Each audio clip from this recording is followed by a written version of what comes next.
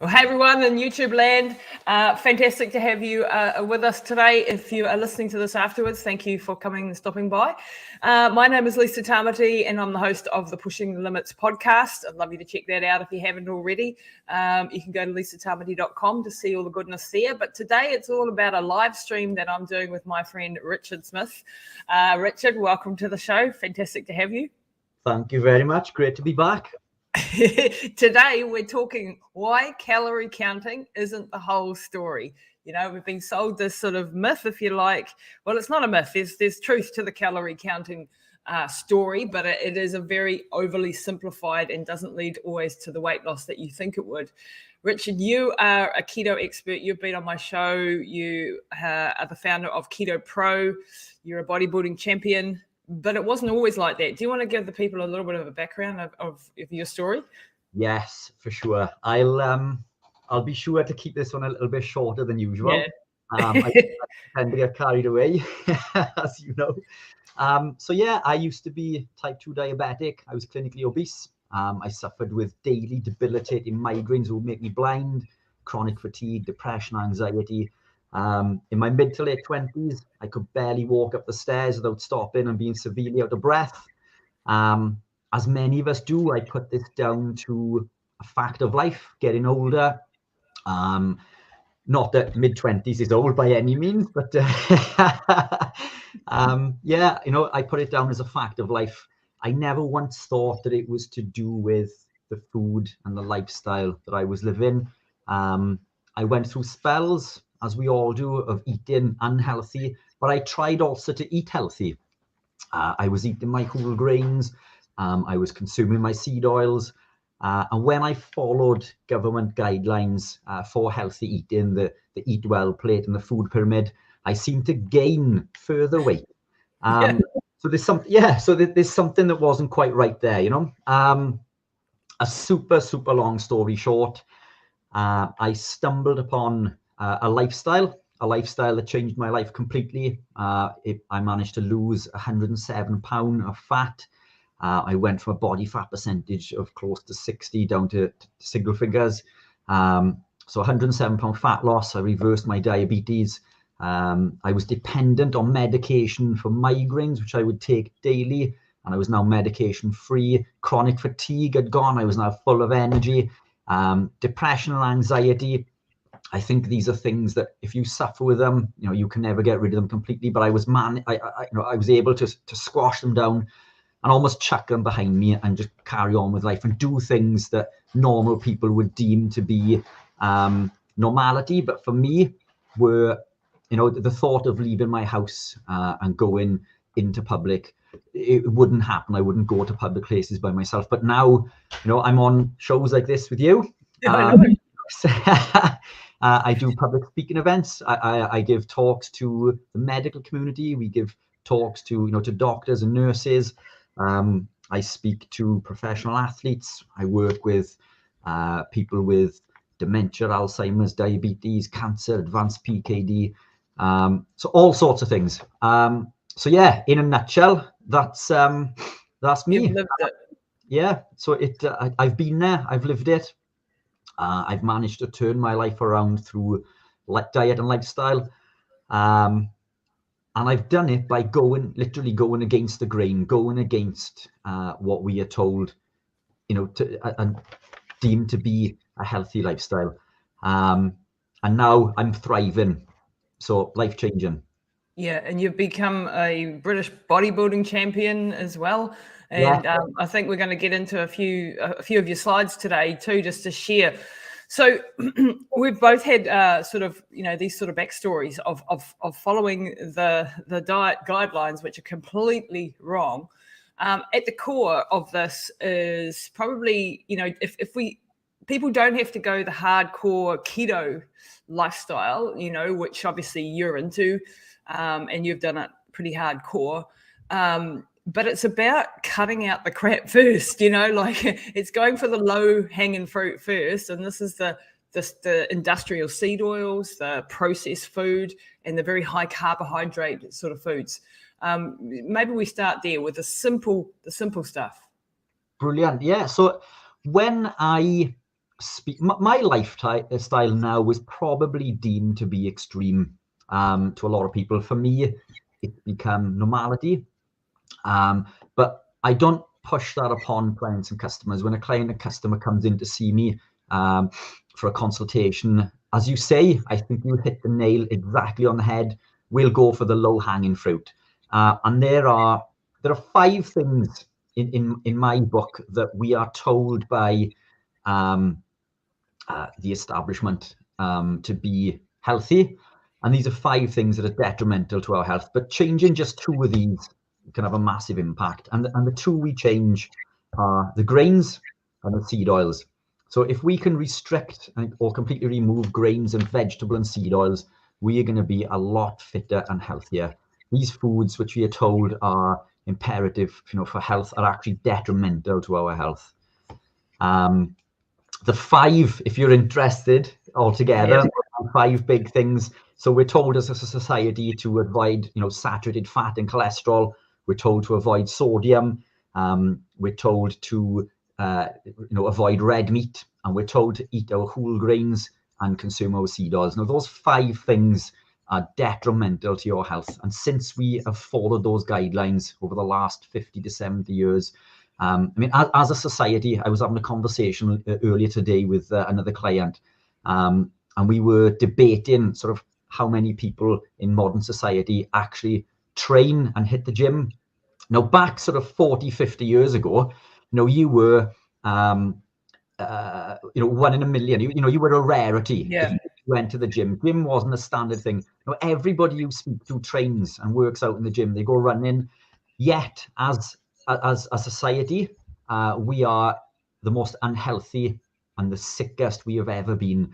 So it's really not just to do with moving, which is very important, but there's obviously a lot of other contributing factors there. And those are the 5 things that I believe to be the biggest contributing factors. That's really gold, Rich.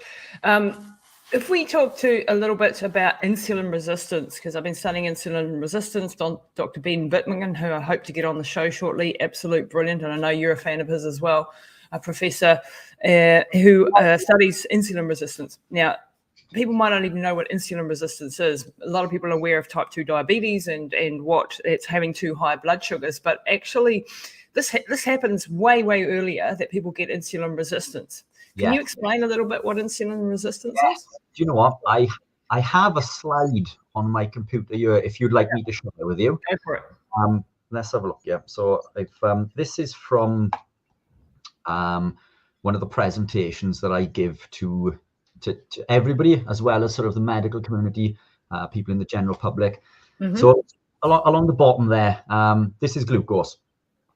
So if we go to the doctor to check to see if we have diabetes, this is what they are measuring. They're measuring our glucose. Now, the overconsumption of carbohydrates, and I'm not anti-carb by any means. I'm keto, but people think that being keto, you're against carbs. I'm not against carbs. I'm not anti-carb. I just think that we need to have a better understanding of the impact that carbohydrates or excess carbohydrates can have on the body. And as a society, we don't have a good grasp of this, As we consume carbohydrates, the body or the pancreas releases insulin to drive glucose into cells to use for energy. So the pancreas in this chart now is up-regulating the amount of insulin that's being released. Now, so when your doctor is checking the glucose level here, everything seems normal. All the way along here, it seems normal. But in the background, insulin is being increased. So the pancreas is working overtime to increase more insulin to keep glucose in check until it gets to this point where the pancreas can no longer produce any more insulin at such a high capacity. And then it's at that point that glucose is elevated, and now we are diagnosed with diabetes. Except this, this insulin resistance began 10 to 15 years prior. So when we are diagnosed with diabetes, this began 10 to 15 years before. So there's an easy way to check to see if you are insulin resistant. And this is the central adiposity. So if you have a muffin top or an overhang over your trousers, your skirt or your belt, there is a good chance that you are insulin resistant. And as a society, 95+% of us are, on that scale of insulin resistance. So So it's important to be mindful of, of the impact of these excess carbohydrates. You may not have diabetes. It doesn't mean you're not insulin resistant. Okay, and what does insulin resistance do in the body? This is the thing, over time we get the cells of our body become less and less responsive to the insulin that is being produced. So the body's producing more and more of it. The insulin's job is to actually get the glucose into the cells so that you can actually produce energy and for life. When you get insulin resistance, your cell can't get the glucose actually into the cell, and that glucose is then running around the body doing damaging things, making advanced glycation end products, which is basically like caramelizing your insides. And this is where the whole inflammation, cardiovascular disease, things can kick in. It's also things like Alzheimer's, like your ability to uptake glucose into the brain, which uses massive amounts of glucose. Yeah. Can you comment to that? Yeah, so the brain can literally be swimming in a sea of glucose. If those cells cannot uptake that insulin, then there's no energy getting to that cell. And this is why sort of Parkinson's and Alzheimer's and things become an issue. There's other contributing factors. Also, grains in particular, a lectin called wheat germ agglutinin has been shown to travel up the vagus nerve and cause issues within the brain, which leads to things like Alzheimer's and Parkinson's as well. As you say, advanced glycated end products, glycation of cells in general. So glycation, which is caused through the overconsumption of carbohydrates, it's one of the two main contributing factors to cardiovascular disease. So LDL particles will become glycated and oxidized. Glycated is caused through the overconsumption of carbohydrates, and oxidation through the overconsumption of seed oils. So the two main contributing factors to cardiovascular disease is excess carbohydrates and excess seed oil consumption. Yet these are the two things that we are told as a society to consume to reduce cardiovascular disease in an attempt to reduce cholesterol. So and cholesterol is the big bad wolf that it isn't actually. Exactly. And it's a much more nuanced conversation between the LDL and the HDL and the very low density, or also you have LDL, which is A and B type particles, and insulin resistance increases the B type particles. And if you think of the sort of very low density cholesterol, and I'm making you spin through your whole presentation here, aren't I? It's like a golf ball as opposed to a beach ball. And it sort of goes to it sticks onto the wall of the blood vessels much more easily. And you've got a nice picture there. Is that a foamy? Is it from a macrophage? So what I've got, this is a part of one of the slides, and this is to illustrate to people how important cholesterol is. So cholesterol is imperative for life. It's imperative for cell formation, cell communication, nutrient absorption, nutrient transportation. It's essential for the production of hormones, which is something we're lacking later in life. It's essential for the immune system, which is why when we get older, our immune system is shot, and it's essential for healing. This next slide is a little bit graphic, and I wasn't going to go into this, but you've got me off on one now. So off on a tangent. So this is an image of an operation that I went through following an abscess. Now, I was told that I was going to take 12 weeks to recover from this operation, and the wound healed in little over 3 weeks, 9 weeks quicker than I was told it was going to heal, and 9 weeks quicker than anyone that within the medical professional that I was speaking to had ever seen before. They were flabbergasted. Now, that figure beneath, that 10.26, is my cholesterol. Wow. And it is predominantly LDL. Now, LDL is touted as the bad cholesterol, except LDL is protective. LDL is what heals and repairs the body. LDL is essential for life. Now, the reason I've gone into this is exactly what you've just said there. So LDL begins its journey as a very low density lipoprotein, becomes an IDL, intermediate, and then an LDL. Now, these travel the body, dropping off the lipid cargo in the same way as a bus would do with passengers, healing and repairing the body. And then this LDL particle goes back to the liver, where it's recycled and sent out again. Fantastic. That's cholesterol doing its job. Now, the problem is when it becomes glycated. So that image at the bottom there, this yellow strand is an ApoB100 receptor. These little tags, are glycated. So this is where the LDL particle has become glycated. On the other side, this is oxidized. So this is where the LDL particles become glycated and oxidized. Now, the problem with this is that when the ApoB100 receptor is damaged, the liver no longer recognizes this particle. So when it goes back to the liver for recycling, the liver says, show me your access card. And then this ApoB100 is an access card. And the liver says, no, I don't recognize you. You're not coming in. So now these LDL particles are not allowed access to the liver. And now they build greatly in number and they circulate the body. And then I'm going to take you back to another image. So this is an image done by chemical engineer and nutrition expert Ivor Cummins, which you're probably familiar with, no doubt. Now, this shows the effect on the glycocalyx after the high consumption of carbohydrates. Now, the glycocalyx is our arterial wall's first line of defense.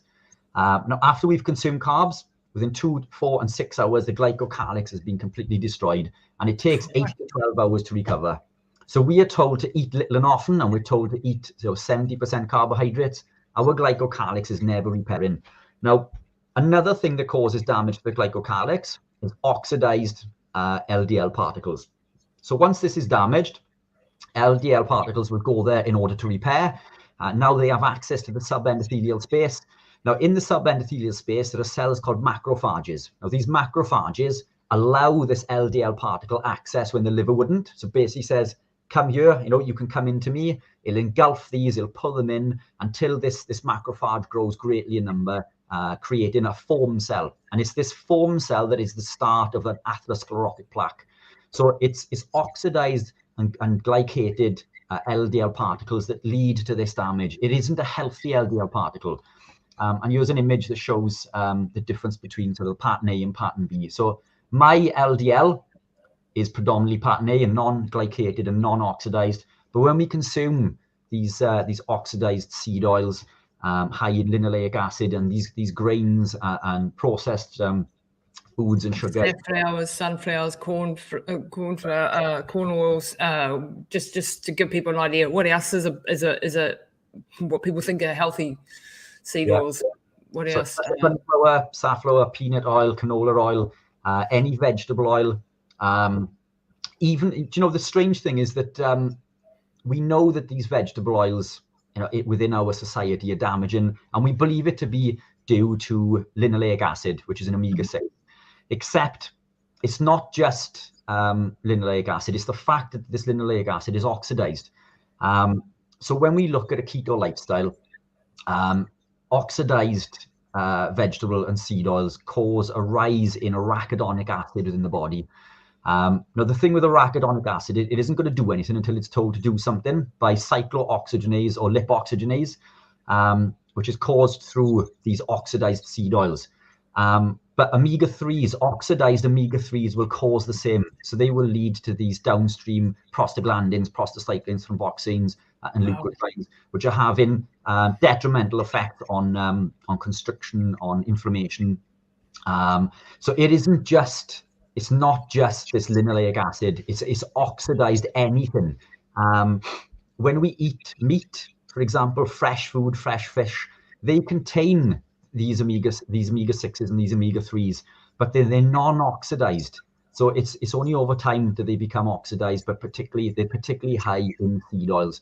But it's also pertinent to be careful over bottled oils and even omega-3 supplements sometimes. So we need to be mindful that it's always not oxidized. Yeah, getting a quality one. Yep.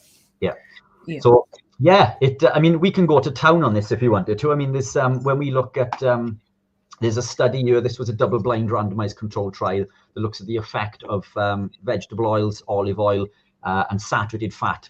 And what this study showed was that more people died on vegetable oil. So I think 5 people died within 2 years on vegetable oil. 3 people died within the olive oil group, and only 1 in the saturated fat group.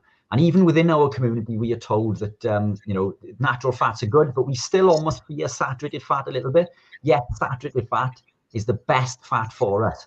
These saturated fats and stearic acids that we will find in animal proteins are far more effective for us than even avocado oil and olive oil. So this is butter, ghee, lard, this type of thing. God, yeah. And there's also, the ratio, like having proteins with your fats. Yes. Is a very important thing. In nature, that's how it always comes packaged, if you think about it, or mostly. Yeah. And it's very rare for it to be packaged with carbohydrates, except in breast milk. And that's because you're in a massive growing phase at that point. But otherwise, in nature, it's the proteins and fats you want to have together. So that's, I mean, it just shows the nuance of this conversation, right? So you have literally taken the words out of my mouth, because I had exactly the same conversation with a client this morning. As we were evolving, we would hunt and kill an animal. That animal would be high in protein, which is a macronutrient, but also a good source of micronutrients, the best source of micronutrients, which we'll come on to a little bit later. But protein and fat, and it contained protein and fat in complex. Now, what it didn't contain, as you rightly say, is carbohydrates. Carbohydrates were over there on that tree in the form of fruit for 2 months of the year. So they're not even something that we would eat on a daily basis. So especially where I'm from within the UK, we would get fruit in the form of berries for 2 months of the year. And as you rightly say, in nature, the only time we'd get all three in complex is in breast milk. And beyond infancy, we wouldn't be consuming breast milk, let alone from another animal. So yeah, in nature, we need to consume protein and fat in complex. And within the keto community, there's quite often this pursuit for 70% of calories from fat. Now, fat is awesome. Fat is our friend, but it's not the be all and end all, and it should not come at the detriment of protein. Protein is the most important macronutrient, and if you were eating protein from natural sources, you were getting your fat in complex, your protein and fat. An egg, for example, comes with around 6 grams of protein, 5 grams of fat. So gram for gram, they're almost 50-50. Chicken breast even, with the skin, now contains protein and fat. And this is how we need to view our food, So we need to be eating foods, natural foods in complex with proteins and fats. That's fantastic. Rich, so just going back to the whole insulin resistance story. So this is something over time, and so many of us in our 40s and beyond, this is when it all starts to go to shit, basically. And we get this insulin resistance, which is basically metabolic dysregulation. And this is the gateway for all of the big killers. This is the gateway. I mean, it even increases your risk of cancer. Yeah. That's not a well-known fact. It's not just the genetic side of cancer. Yep, there's that part as well. But did you know that metabolic and being obese increases your chances of cancer exponentially? Oh, there you go. Thanks, Richard. You just are mindful of information. Go for that. Go for it. So yeah, this is another piece that I talk about when I'm speaking to people, during the presentation. So when we consider, and again, I'm not anti-carbohydrate. I just want people to understand what the overconsumption can do. So the overconsumption of carbohydrates leads to elevated glucose. It raises our insulin, increased triglycerides, increases our pattern B LDL, which, as we've just discussed, is actually the damage in LDL, and pattern A isn't. It leads to inflammation. It lowers our HDL and leads to a whole host of unpleasant things like obesity, diabetes, arterial inflammation, cardiovascular disease, hypertension, and a whole host of other things. Yet when we take out those carbohydrates, this decreases our glucose. We get improved insulin sensitivity. It lowers our triglycerides, decreases our pattern B LDL, and increases our pattern A. Now we have no inflammation. LDL is up. And now we've taken away all these downstream effects. Now, there's only a handful that we've written there, but almost every illness and disease, including cancers, stems from two things: insulin resistance and inflammation. And carbohydrates and seed oils are the two biggest contributing factors to these two causes, inflammation and insulin resistance. And what a lot of people don't understand is, in fact, this now we've got it up, let's just go to town on it. So let's you're gonna I can geek out for hours. You'd love this, actually. Yeah. So when I'm doing talks to people and they we are told that carbohydrates are essential for life, and they're not. And the reason being is that they don't understand what carbohydrates are, but everyone understands what sugar is. So this is sugar, but all of these are sugar too. So your muesli, your pasta, your rice, all carbohydrates break down into sugar. All carbohydrates, sugar.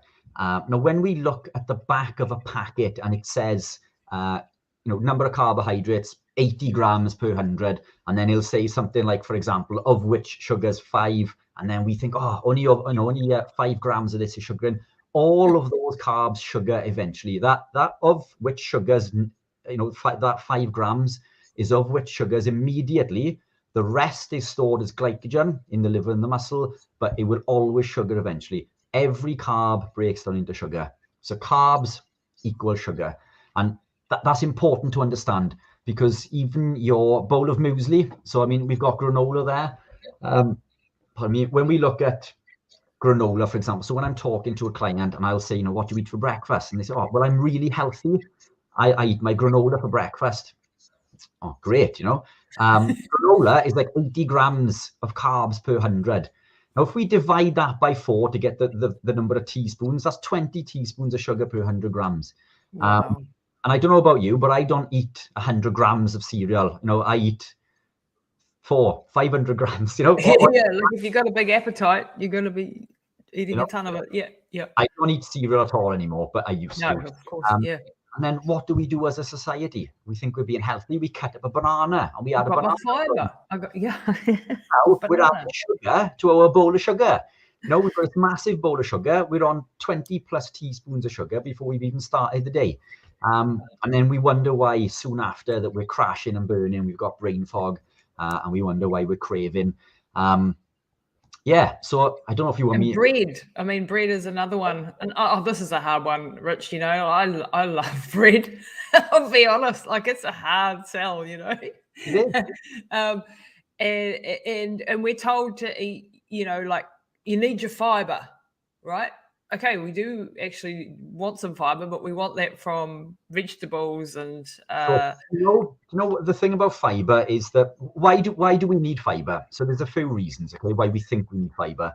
Now we can break them all down, but the main reason is to feed the colonocytes, to break butyrate to feed the colonocytes. So butyrate is great, except when we consume animal proteins, the body breaks down these animal proteins into isobutyrate and isovalerate. Now, these both feed the colonocytes a lot higher than butyrate from fiber. So if we think of animal protein as animal fiber, this is what it's doing. So we don't actually need fiber from a plant. I'm carnivore generally, so I don't eat fiber from any other source, but the animal proteins I consume break down and feed my colonocytes with isobutyrate and isovalerate. So this whole fiber thing, again, I think we get hung up quite often in these vegetables, in these greens, and the fiber, and every case for it has almost been sort of completely disproven, and it seems to be another bluff from the food industry to get us to eat certain foods. I'm not telling you not to eat your greens by any means, but it's also important to understand that the most nutrient-dense foods on the planet are animal proteins.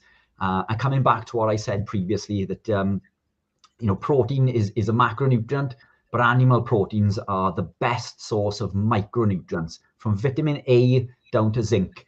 Now, when we look at things like a carrot, for example, we consume carrots because we're told it's good for our eyes, for vitamin A, for retinol. A carrot contains zero vitamin A. Wow. Now, a carrot contains beta carotene, which is a precursor, but it needs to be acted upon by an enzyme called BCMO to convert it into the active form of vitamin A, which is retinol. Yet animal proteins contain retinol. Kale for vitamin K, except we need K2 and kale contains K1. So we have to convert K1 into K2. And our bodies do it almost so inefficiently that close to zero is converted. There's B vitamins that we can only get from from animal proteins. Our creatine, carnitine, all of these we can only get from animal proteins. And when we consume fiber with our protein, fiber can bind to like vitamin B6 pyridoxine and block the absorption of that by up to 85%. Wow. So fiber isn't the friend that we believe it is. And what about gut motility? To keep your gut regular and things like that. And no, not at all. Do you know what? I think this is a podcast for another time. I think we could go. Yeah, you're amazing. Your knowledge is incredible. Do you know?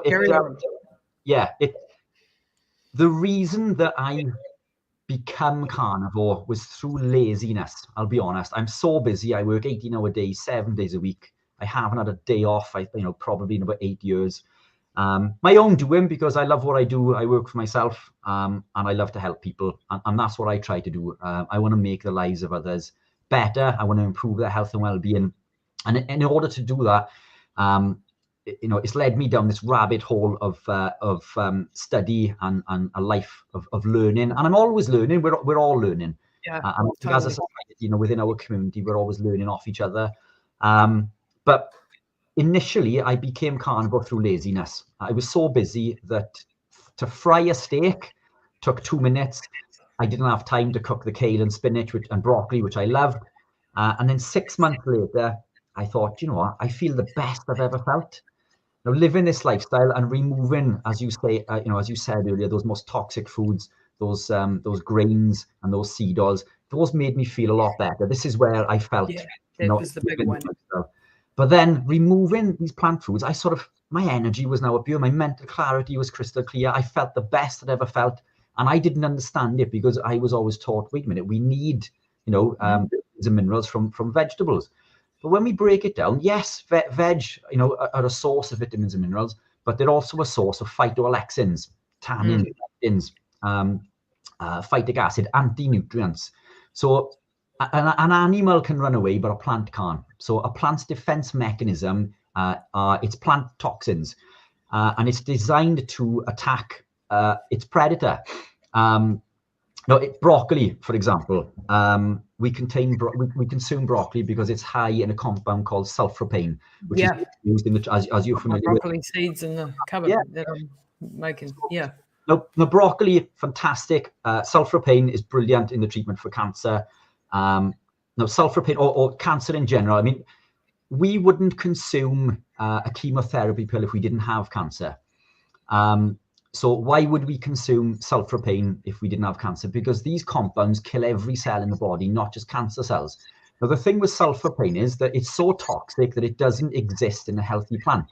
So it's created during the chewing process when myrosinase binds to glucoraphanin to create an isothiocyanate called sulforaphane, which is a toxin. So it's so toxic it doesn't exist in a healthy plant. So sulforaphane isn't good for you. Obviously, if you were fighting cancers, it's fantastic. And that's what I would recommend. Yeah, exactly. But this is the reason that I've removed broccoli. I've taken spinach out because of the oxalates. Oxalates lead to calcium buildup in the joints, in the kidneys, and they lead to kidney stones. I've taken out other foods because of phytic acid, because they block the absorption of other nutrients. I've taken out foods because of lectins.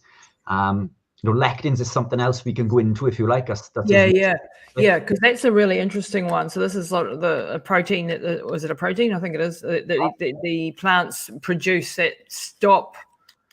Well, they don't want to be eaten, so they make these lectins that make you sick. Yes. Do you know what? You've just all of this. I knew it was going to happen. You put me off on a tangent, and we've gone off your original question, which was about calories. But I'm gonna shoot back to that really quickly while we remember. Okay, so this is the standard sort of eat well plate. It's high in vegetables, fruits, and grains, moderate protein, and little to no fat. So the predominating factor there is carbohydrates, and as we've established earlier, carbs are sugar. So when it comes to weight gain, there are two predominating theories: the caloric model, calories in versus calories out, and the endocrine system, our hormones. Now, we all know that crazy friend of ours who says it doesn't matter what I eat, I just can't lose weight. And we are thinking really that they are up at 3 a.m, stuffing their face with pies and pasties. That could be the case. But the fact is that ultimately calories do need to be accounted for, but it is hormones that govern whether we gain or lose weight. Yep. And the reason for that is, there's lots of reasons, but these are my 4 predominating factors. So it doesn't, what the caloric model doesn't account for is the effect of insulin. It doesn't account for the thermic effect of food, doesn't account for metabolic rate, and it doesn't account for ketogenesis. So what I'll do, I'll take you through some of these really quickly now, if we've got time for this. Absolutely. Awesome. So when we consume carbohydrates, they get broken down into glucose. Glucose is then stored in the liver as muscle, in the liver and muscle as glycogen. When these stores are full, it overspills and stores as fat. So this is carbohydrates. So carbohydrates lead to storing fat. And this is the mechanism that it goes through. So when we consume carbohydrates, the pancreas releases insulin. It upregulates this hormone called lipoprotein lipase, which breaks these back bonds on the triglyceride, on the glycerol backbone. Now, a triglyceride circles the blood, but it cannot enter the fat cell in its whole state. So when insulin is upregulated, and it upregulates this enzyme lipoprotein lipase, it breaks these bonds, which allows fatty acids to diffuse into the bloodstream. The glycerol backbone travels in through something called the GLUT4 transporter, and then they join back together within the fat cell. So this is how we store fat. So it's carbohydrates to store fat. And in fact, we can't store fat without insulin. So whenever insulin is elevated, the body stores fat. Now, for us to use this for fuel, for us to use these fatty acids, we need to perform this in reverse. So we need this enzyme, hormone-sensitive lipase, to carry out the same process, to break these back bonds, to allow fatty acids to diffuse into the bloodstream. Now, the problem is, when insulin is elevated, insulin blocks hormone-sensitive lipase. It blocks the body's ability to release these fatty acids. So these carbohydrates have told the body to store fat, and now it's put this biological lock on our fat stores, making it impossible for us to burn fat. So if you were consuming carbs before you go into the gym, in order to lose weight, you are working against yourself, because your hormones are basically telling the body to store fat. So insulin is a storing hormone, and it wants to store fat. So this is one of the factors that that the caloric model doesn't account for. And insulin also does other things too, doesn't it, Rich? There's a lot of good things in the body as well. It's not that we don't need insulin at all, but you cannot, and this was an interesting fact that I learned from Dr. Bickman, type 1 diabetics who don't produce insulin cannot get fat. And so they can actually literally eat whatever they want and they will not get fat. However, that glucose goes around the body and then damages and glycates, and they end up losing legs and limbs and eyes and things if they don't use insulin. So, that's but if they could eat whatever they want, because in the absence of insulin, you do not store fat. So it's insulin that is the absolute key thing here. And it's a growth hormone, isn't it? Yeah, that's right. Yeah. So, I mean, as you say, insulin is imperative for life. But we don't want to overstimulate it, obviously. And as a society, this is exactly what we do with this overconsumption, this constant barragement of abuse from carbohydrates and sugars. So yeah, insulin is essential, but these are the downstream effects of overconsuming these carbs. So the second thing on my list is the effect of lectins. Now, grains are high in lectins. Other foods are high in lectins as well. I won't go into those today, but we'll just stick to the grains for now. But what a lot of people don't realize about grains is that they cause 5 times more fat storage than insulin itself. So, whoa. Yeah. So this is the storage effect of insulin. Now, this is wheat germ agglutinin from bread, and the fat storage effect, because these bind to insulin receptors and they tell the body to store fat. So this effect of wheat germ agglutinin is 5 times higher than the effect of insulin itself.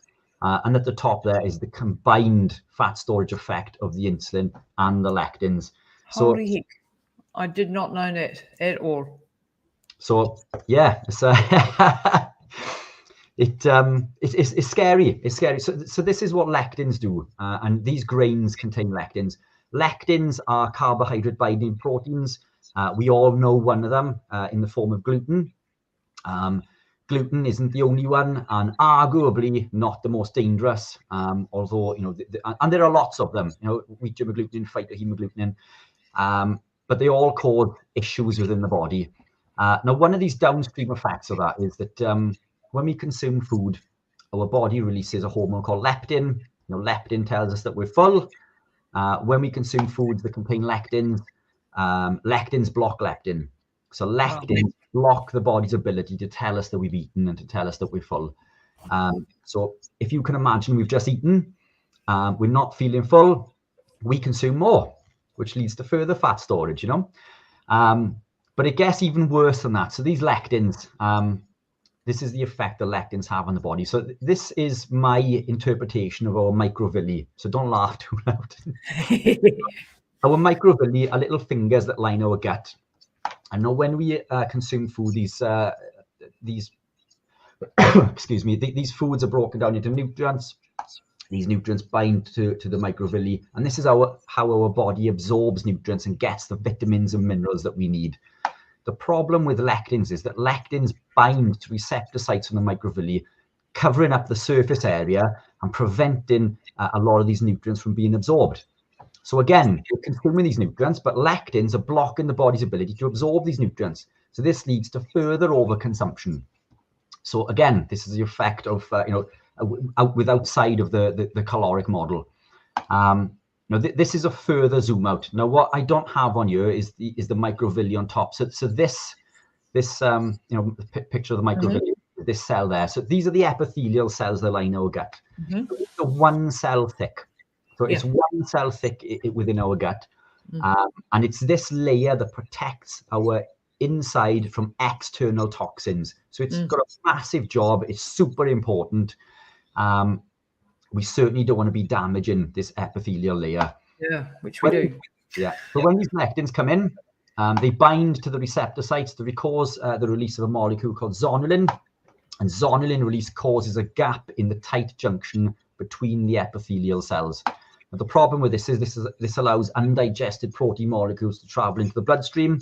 Now, when they're there, the body creates antibodies to fight them because they see them as a foreign invader. Autoimmune. It's perfect. So through a process of called molecular mimicry, the body starts attacking other proteins in the body that look the same, and that's autoimmune disease. So this is across the board. Lectins cause this in everybody, whether you have celiacs or not, whether you're gluten intolerant or not. Lectins cause intestinal permeability. If you are consuming lectins, you have intestinal permeability. Now, these are all factors as to why the caloric model doesn't work. Which leads me on to the third one. You ready for this one? Yeah, go for it. So this is the effect of food. So protein spends 25 to 30%, 35% of its calories to digest, absorb, and process. Carbohydrates is 5 to 10, and fats are 0 to 5%.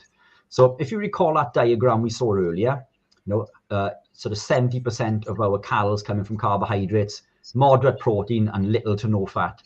Now, based on a 2,500 calorie diet per day, if we were to swap the caloric value of the carbohydrate to the caloric value of the protein, so not adjusting overall caloric value, just adjusting the source of the calories to this, the thermic effect of the protein would spend an additional 380 calories per day.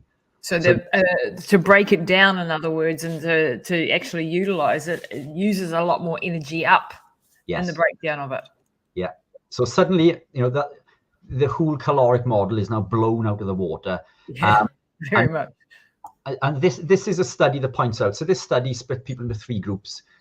We had a low carb group, moderate carb, and high carb. Now, this study was isocaloric, so everyone was on the same calories. And what they showed is the difference between the low carb and high carb group, as an average, spent an additional 278 calories per day by upregulating metabolism. So just by going, and this isn't even keto, this is just low carb to high carb. So that 278, if we were to play the caloric model at its own game and base what they say is 3,500 calories to gain or lose a pound, which is rubbish, but we'll play that game anyway. So if we were to play that game, 278 multiplied by 365 is 28 pound a year. So based on their own theory, if we had two people, me, for example, if I cloned myself and I put myself on the same caloric value on high carb and I maintained low carb, then my other self would have to burn off or work off an additional 2 stone per year to be in the same place as I am, just because I've gone, low carb.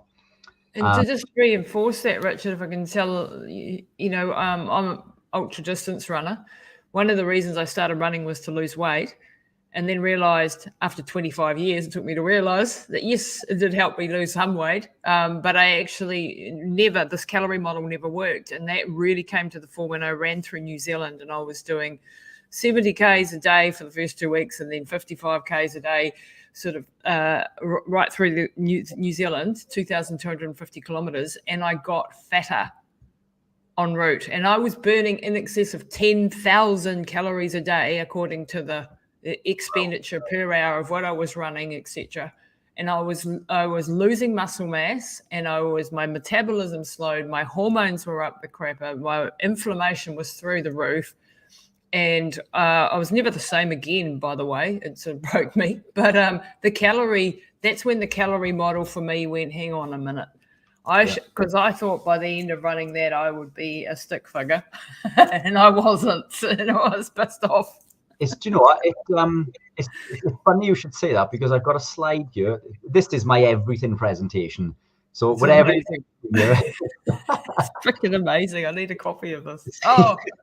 So, the gentleman he's been on. So this is Professor Noakes. Yeah. So Tim Noakes literally wrote the book, as you know, on carb. It was my Bible, man. And then I've had him on the show since, and he's obviously listened to this stuff. Brilliant. Yeah. So I hope I do this justice then, seeing as he's been on. But Tim wrote the book on carb loading. This is the reason why marathon runners consume carbs before they go on a marathon. This is the reason why people consume carbs before they go to the gym. It's because Tim Noakes told them to. And then he got diabetes, and then he changed his chain. That's exactly what the next slide is. He's amazing. Yeah, Tim really wrote the book, and in an interview in 2016, he basically said, I apologize because that was completely wrong. For 33 years, Noakes says, I was part of the problem. And he reversed his position on high carbohydrate diet in 2011. Even though he was a runner and didn't drink or smoke, he was overweight and diagnosed with type 2 diabetes.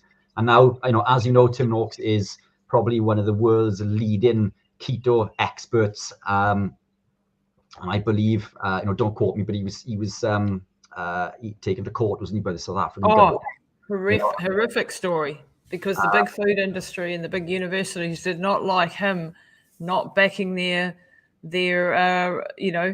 because of the new research that he'd done was not in line with what they wanted, and they raked him over the coals for it. But he won. Yeah. He won. He was right. He was right. Exactly. He was right. Now, this is the guy that is telling. So all of your viewers there today now that are convinced the carbs are essential for life, it's essential for training, essential for energy. This is the guy that told you to do it, and now he is telling you that he had it wrong. And he is putting his hands up, come off his soapbox, and he is saying, look, I was wrong.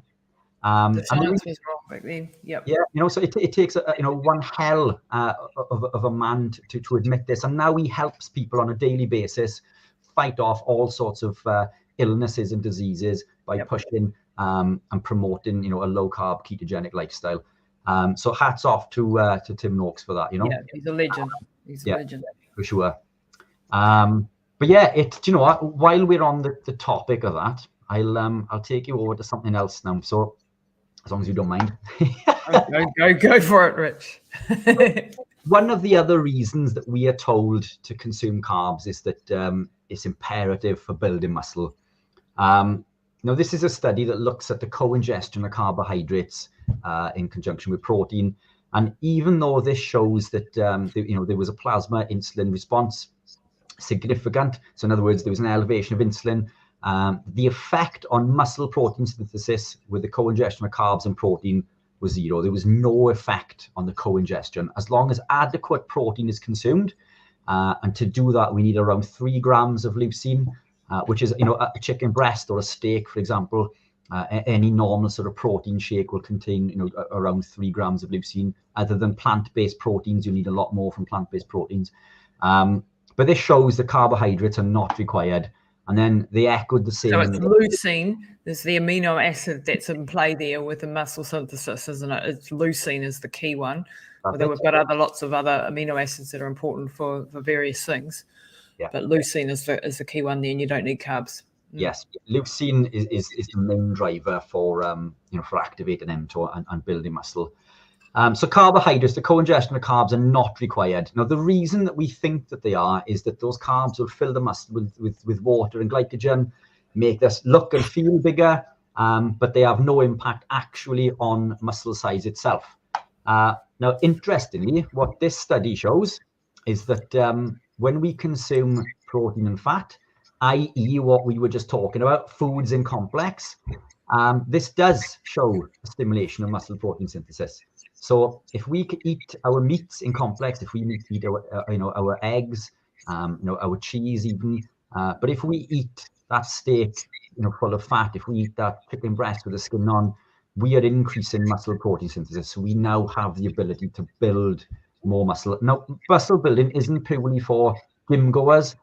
Muscle is important for everybody. Longevity. Exactly. And we metabolism. Yeah, that's right. The more muscle we have, the more, the better. Anti-aging. It's everything. Like, this is something that, like, especially for women, we, don't necessarily want to think that we don't want to build muscle, but I can tell you, ladies, if you think you don't want muscle, you do. We get sarcopenic as we get older. As we go over the age of 40, we're starting to lose muscle mass every year, something like on the average of 200 grams a year. And that is compounding the whole weight gain thing, because we've got less metabolically active muscle, which is also endocrine active, and therefore our metabolism slows down. So we want to be building muscle, and it is my focus now as an athlete who's no longer doing ultra endurance running, and now a big part of my focus is muscle building. And I'm very, very lean now, but not from running. It's from muscle building. I found it a lot easier to maintain my fat percentage, if you like, through just simple resistance training, CrossFit training, weights, much more than cardio. Now, that doesn't mean I don't do any cardio, because I do, because there are other benefits of cardio. But cardio is just, but it's a bit like the calorie story, where we think calories are, and we think cardio is the way to lose weight. It adds to it. It's a part of the equation. But if I had to choose between weight training and cardio and could only do one, it would be the weight training, because I know that's more anti-aging. That's going to keep my muscle mass. Sorry, I jumped in there. But, when you've got personal stories, you're pretty passionate about sharing these, because you did it wrong for years, Yeah, well, the thing is, I mean, we've all made mistakes, and this is why I think we are so passionate about what we do, because we have made every mistake there is to make. We've fallen into every pitfall, and now I think between the two of us, we want to pass on this message of health and well-being and longevity, because it almost feels like a secret, because it's not in mainstream. Yeah, I scream it from the rooftops. I'll stop people in the street and they look at me as if I'm absolutely mental. I do too. It's like, oh, good. I call it unsolicited knowledge bombs. I'm famous for them. Yeah, that's, isn't it? And I think this is why we do what we do. Yeah. But I mean, coming back to the protein, even if you didn't train, things like osteoporosis, which we are told is irreversible, it can actually be reversed with the consumption of protein and sodium. So in fact, you can't build or repair bone without increase in sodium and protein. So protein is essential. Protein is not just for building muscle; it builds bone, and as you say, it helps with longevity. So sodium is, because sodium's been on my radar, and maybe I don't know if it's your core knowledge area, but again, the guidelines around sodium have been wrong. We've always been told sodium's bad and keep it down, and unless you're an athlete that needs some extra electrolytes, you've got a slide on sodium. I do. Yeah, this is a little bit about sodium. So now to understand what I'm going to tell you that, in fact, we'll run through this. So high blood pressure or essential hypertension is in fact an insulin dependent state. Now we are told that it's to do with sodium.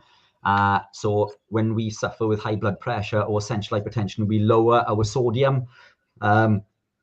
Sodium is essential for life. So what happens is insulin will draw sodium from 4 points in the nephrons in the kidneys back into the blood to keep us alive. Wherever sodium goes, water follows, leading to further high blood pressure. But it's insulin resistance that has caused this. So again, if you suffer with high blood pressure, it's not the salt in your diet, it's the insulin resistance. And this can be very quickly combated and reversed. And I'm talking overnight, you will see an improvement.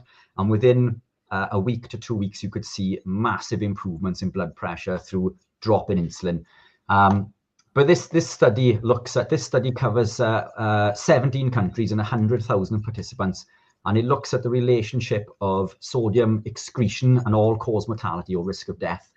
Now, the amount of sodium excreted is at least what was consumed. So this looks at the effect of sodium when we go below 2,000 milligrams per day, and this saw a massive increase in all-cause mortality, with the sweet spot being between sort of 4,000 to 6,000 milligrams per day. Now, if we were to get this from a table salt, because table salt is less than 48% sodium, we would need to consume around 15 tablespoons of salt per day. So even down, a lot of sodiums. Even down the opposite end of 10,000 milligrams per day, we are still in a much safer zone than going between 1,500 milligrams. Now, the source of sodium is important. Yeah. Ideally, we want to do like a Celtic sea salt or a pink Himalayan, and this is one of the ones that I produce. But natural sources are Celtic sea salt and pink Himalayan. And the reason that going off thing a little bit when it comes to sort of being keto. Are you familiar with the keto flu? Yeah. So the keto flu is caused when insulin drops, and this is how quickly insulin drops, and it literally sort of happens overnight. So when insulin drops, now it is signaling the kidneys to release the sodium from the body instead of pulling it back in, and then sodium's released, and this leads to keto flu because that's how essential sodium is for life. So don't neglect it.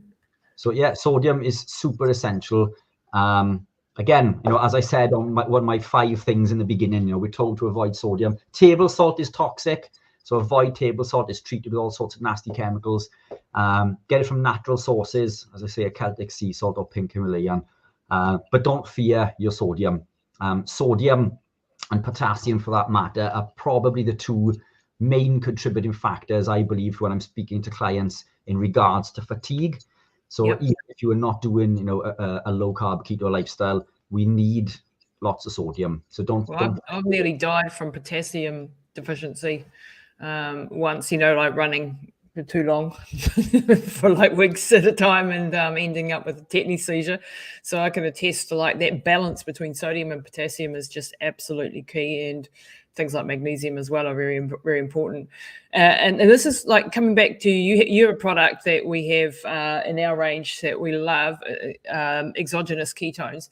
And these exogenous ketones really help you get into the ketosis state without this keto flu that we're talking about. And it's bound to electrolytes, which is really, really helpful because it sort of, when you go, you're dumping all of that water, aren't you? When you go into the keto state and you drop your insulin, as you just said there. So I'm a big fan of the exogenous ketones to help you get into ketosis. It's also fantastic for its therapeutic uses, I find, as well. Or people like my mum, who's been dealing with cancer, and for a certain amount of time, she's not now, but she was on dexamethasone or steroids. And steroids, of course, wreck your insulin system and your blood sugar regulation. So I couldn't get her into ketosis no matter how low we went with her diet. And of course, we didn't want to starve over protein and all the other things. So having the exogenous ketones in the mix has been able to maintain her muscle mass, maintain her body weight, maintain her energy levels, improve her brain function. She's on the keto diet as well, but not a super, super strict one. We were at the beginning because I had to be, but now we're on top of the cancer, touch wood. But the exogenous ketones are really, really, I find them to be very great therapeutic uses, as well as for people who are wanting to lose weight and get themselves metabolically. And I'm on it because I'm not on a strict keto diet. That's the one. That's the product. But I take and the electrolytes. So yeah, and your electrolytes. Yeah. Your electrolyte product's absolutely fantastic, and I've tested that and love it too. And MCT oil, your MCT oil powder is also really fantastic. And these are combos, and you and I. Yes, we are both business people, and we have these products and so on. But we got into this because of our backstories, and I go around the world and I find the best supplements from the best people with the best quality, and I put them in my range. And to me, it's the stuff that I'm taking. It's the stuff that my family's taking. And some people say, well, you've got an ulterior motive. No, I freaking haven't. I just want to share what's good. And you and I have both put everything on the line for our businesses as well. To get this information. There is easier ways of making a living, I can tell you that. And as you can see with Richard's presentation, and this is just a part of it, and we need a couple more of these sessions, even though it's late at night for you, so that we can actually go through this in a more logical order. It's fantastic, because this is information that we're not being told. You have to understand. I mean, I'm very much into the whole space of, prevention, health prevention, and I understand the limitations in our health system. We have fabulous doctors and nurses and things, but the system is broken, and it is very disease orientated, not prevention orientated. It's not good at coping with chronic disease. Things like this diabetes is just, an insulin resistance is just here's the easy answer. It's not easy to do, but the science is there. We know it. And yet they don't ever tell you that type of thing, because it goes against pharmaceutical industry, it goes against big food industry, and those are the plays, and that's fine. We just need to understand that there's the things that are influencing the information that you're getting. So you have to sort of, counteract that and do your own research. And I hope this has opened up people's eyes today to go and do your own research. Yes. Go and read the books, put the 100 hours in, because this is your health, this is your life, this is your longevity. I'll get off my soapbox. You've struck so many chords there, because I manufacture products, I design products, and people say to me that I have an ulterior motive. And again, yes, I need to sell products, I need to make money, otherwise I can't help anybody. But I have not made these products to sell just to make money. I've made them because there's nothing quite right on the market, and I've made them because I believe in them. I've made them for me to use. And as you rightly say, my wife and I have, we owned 2 houses outright. We have sold these, and now we rent. And look, there's nothing wrong with renting, but we have literally put everything we own on the line to start our business. The business began in 2016, and over the last 2 years we haven't turned a profit at all in any month. COVID hasn't been kind. No. And if this was about money, I would have quit and I would have gone back to work. I'm a SIPS qualified buyer.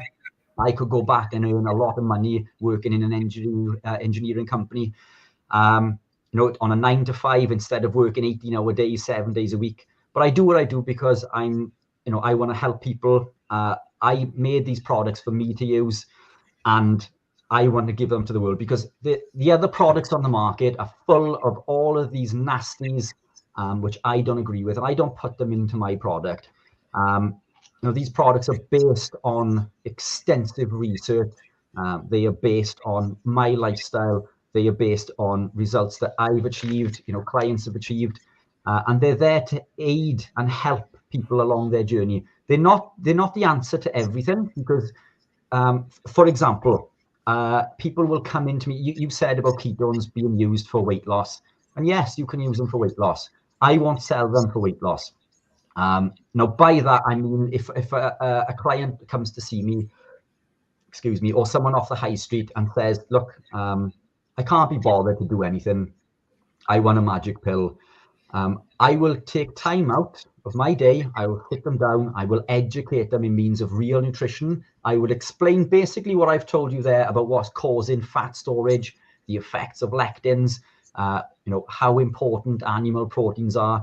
And I will say, I'll give them a sheet of paper and I'll say, look, go away. I want you to follow this for a week. If you can come back in a week and tell me you have stuck to this, I will sell you this product to help you along your journey. Now, whenever I do this, not once has anyone ever come back. I sell them this product, and I could make money on every one of these, but I'm not into a magic pill. I'm into saving lives and improving, health and well-being of people. If this person, under a little bit of guidance, cannot take that first step to improving their own health and well-being, then I don't want anything to do with magic pills.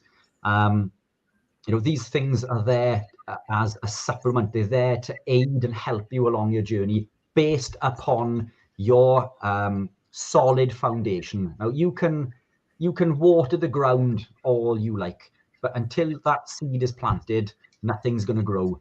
And that's what I try to do. I educate people in the world of real nutrition, and then these things are there to supplement and aid and help you along your journey. So yeah, as you say, we've got a business, but the same as you, I produce my own products. I stock third-party brands. If there's a product out there that does the job, I will stock it. But the ones that I make because they're not quite good enough, or I've made it better. And I stand by it, and I believe in all the products that we manufacture and produce, and I use every single one of them. And I love your integrity. It's a step, and your passion. Actually, Richard, on that note, show them a picture of you previously and you in your last bodybuilding competition. Just not that anyone wants to be a bodybuilder, but just to illustrate what the hell you're talking about.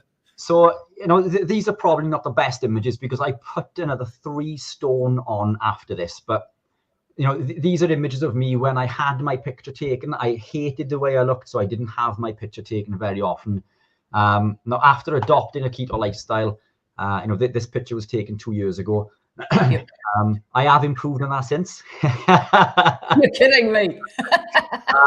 You can't improve on that, can you? I mean, that's just extreme. I mean, not everyone wants to be a bodybuilder, but, the difference is just like, holy shit, to go from type 2 diabetes, anxiety, all of that, to that. Being unable to walk up the stairs without stopping and being severely out of breath, to being the #1 in Britain in my category within 3 to 4 years. It's a testament to what healthy living can do. And this is what we preach, and in fact, this is a lady that we work with now. Sarah's husband, Mark, came to see me. He's a triathlete. He lost a ton of weight. He improved his triathlon times.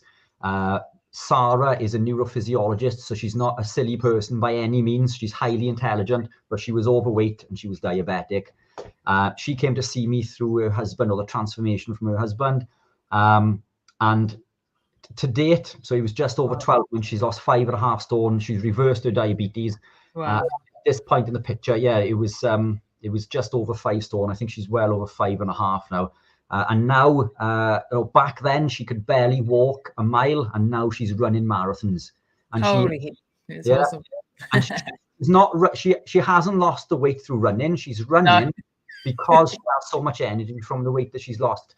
So this is one of the success stories, and this is this is a real person. When you look at my image, I think sometimes it can ostracize people in thinking, well, that's not what I want to be. Yeah. But I've done that to prove how powerful it is. But Sarah is a real person. I'm a real person. You are a real person, and that is real results. But most people would holy heck. But what that shows, though, Rich, is the amazingness of the human body. To come back despite going on the wrong path for decades, not knowingly, but going on. It's just absolutely mind-boggling. And you don't have to be into bodybuilding. You just have to be into health, wellness, longevity, anti-aging, want to live long, not have strokes and heart attacks. And, and this is, why I do what I do. I've been through these journeys with my family, with my mum, with my dad, and I don't want other people to go through the shit I've been through. That's all I can say. It's, you save a few people. Learn from your mistakes, and you want to pass that knowledge on. And as you say, it's for everyone. These are some of the people that we work with. Some are ketogenic and some are not.